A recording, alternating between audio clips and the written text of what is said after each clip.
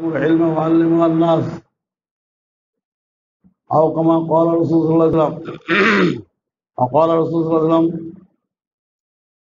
أنا أخشاكم لله وأتقاكم علمني ربي فحسن تعليمي وقال الله تبارك وتعالى واتقوا الله ويعلمكم الله والله بكل شيء عليم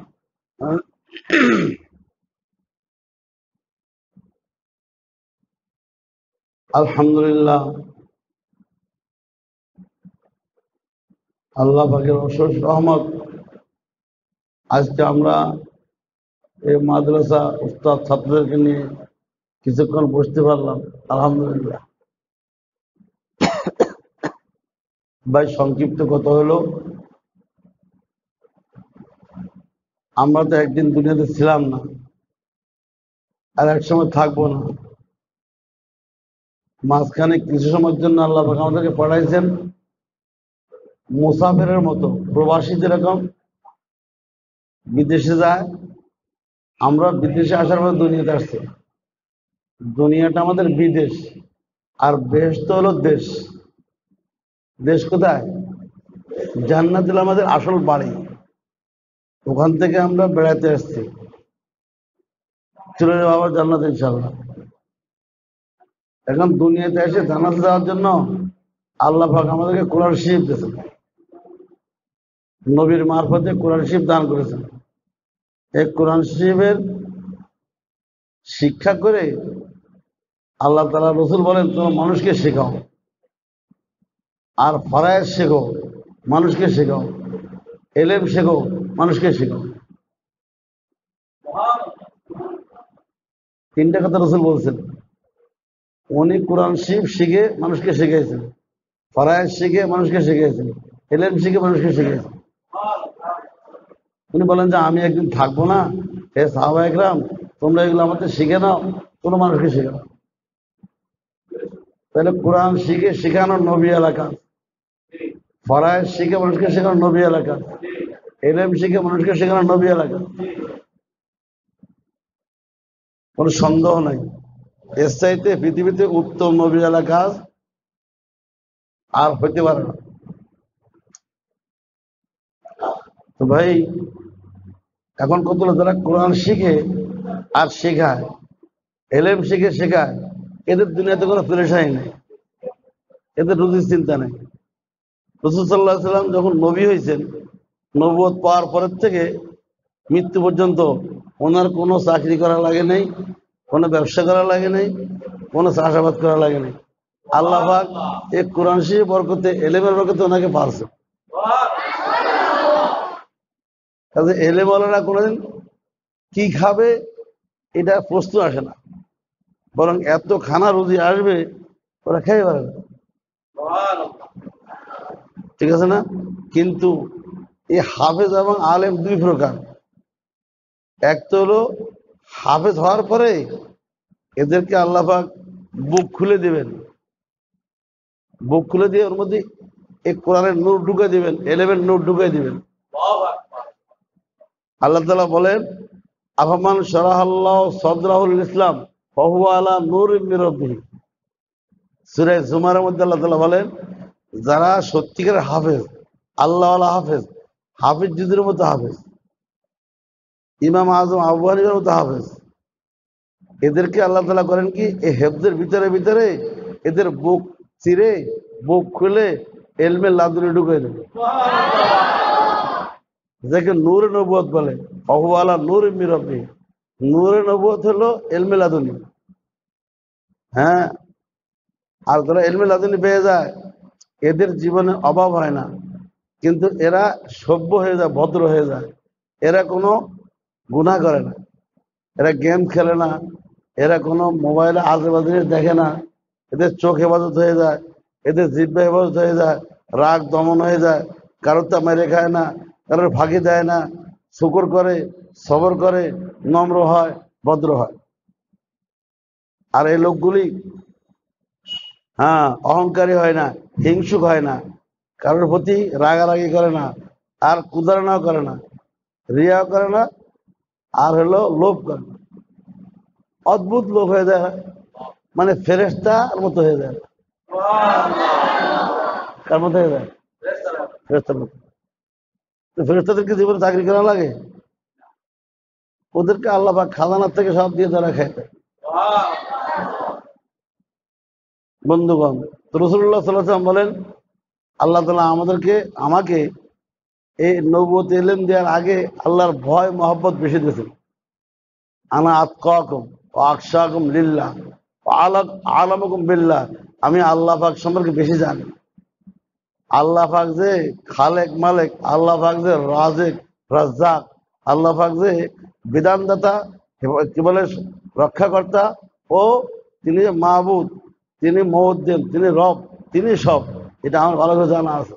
যারা এটা জানবে এদের ঈমান তত মজবুত হবে।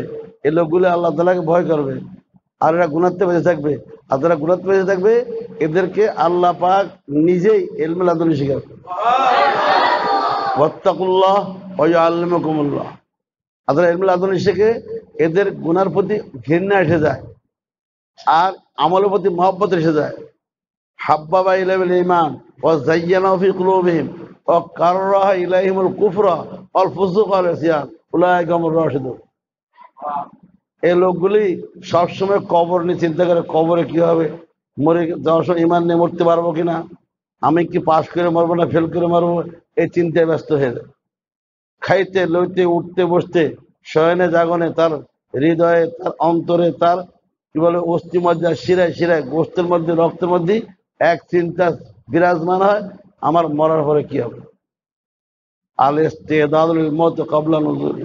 রাসূলুল্লাহ সাল্লাল্লাহু আলাইহি ওয়াসাল্লাম বলেন, যার মধ্যে হাফেজ হওয়ার পরে, আলেম হওয়ার পরে এই মৌতের ভয় ঢুকে গেছে, গুনার প্রতি ঘৃণা এসে গেছে, ঈমান আমলের প্রতি মহব্বত এসে গেছে, এই লোকটাই লাদুনি ইলম পেয়ে গেছে, ওটা আল্লাহ হয়ে গেছে। আল্লাহ তাআলা আমাদের সকল ছাত্র, সকল ওস্তাদ, সকল মুমিন মুসলমানকে এরকম মুসলমান হওয়ার, এরকম হাফেজ হওয়ার, এরকম আলেম হওয়ার তৌফিক দান করুন। বলেন সবাই, রব্বি ইশরাহ লি সাদরি। অর্থ কি? হে আমার রব, আমাকে ইলমে লাদুনি দিয়ে দিন। এর অর্থ কি? রব্বি ইশরাহ লি মানে কি?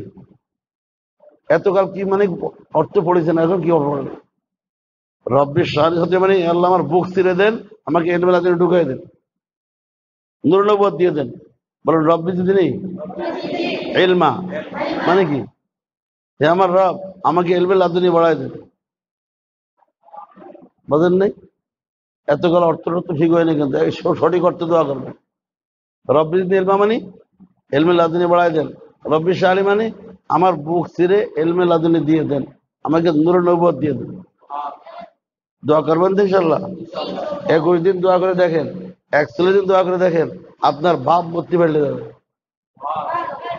আজিব আজিব জিনিস দিলের মধ্যে আল্লাহ এলকা করবেন, এলহাম করবেন, আল্লাহ আসতে স্বপ্ন দেখাই দেবেন। বলে তুই এমন জায়গায় হাত দিছিস, কিন্তু নবীরে দোয়া করে। আল্লাহ পাক বলছেন না, অকুর রব্বি জিদনি ইলমা, হে নবী আপনি বলেন যে আল্লাহ আমাকে এলেম বাড়াই দেন। এলেম মানে কোন এলেম? আমাদের এই মুখস্থ এলেম, ইলমে লাদুনি। রাসূল সাল্লাল্লাহু আলাইহি ওয়াসাল্লাম যে দোয়া করেছেন, আমরা সে দোয়া করবো না ইনশাআল্লাহ? উনি কোন দোয়া করেছেন? মানে কি? লাদুনি। আমরা সে দোয়া করবো তো ইনশাআল্লাহ?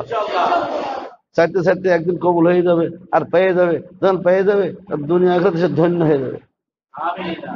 সে হাফিজ দিদির মতো হয়ে যাবে, আমর শফি সাহেবের মতো হয়ে যাবে। আমর শফি সাহেবের এত শক্তি কোথাতে আসছে? এলমে লাদুনি কারণ। হাফিজের শক্তি ছিল কোথায়? আমরা শক্তি নাই কেন? আমাদের কাছে গেলে খসখো আর শুষ্ক এলেম আছে।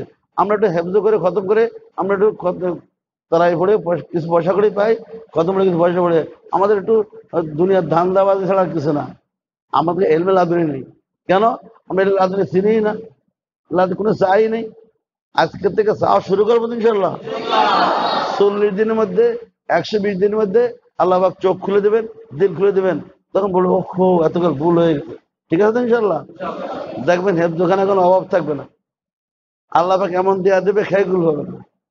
যদি বলবো যে আল্লাহ কি অবস্থা, আল্লাহর খাজানা খুলে গেছে নাকি? ঠিক আছে না কথা? দারুল উলুম দেওবন্দে কোনো অভাব নাই। আজকে 200 বছর হয়ে গেছে দেওবন্দের বয়স, কোনোদিন অভাব নাই। প্রত্যেকদিন সমস্ত ছাত্ররা একবেলা গোশ খায়, প্রত্যেকদিন একবেলা ঘন ডাল খায়, কোনোদিন অভাব আসেনি। কারণ কি? ওখানকার হুজুরা সব এলমে লাদুনিয়ালা, ঠিক আছে না? এদের তাহাজ্জুদ ছোটে না, এদের ইশরাক ছোটে না, আমিন ছোটে না, তেলাওয়াত, জিকির, তওবা, কান্নাকাটি কোনোদিন বাদ যায় না। এরা কোনোদিন কারোর সাথে হিংসা একটু করে না, কারোর টাকা মেরে খায় না। হ্যাঁ, ভালো ব্যবহার করে, সবার সাথে ভালো ব্যবহার করে।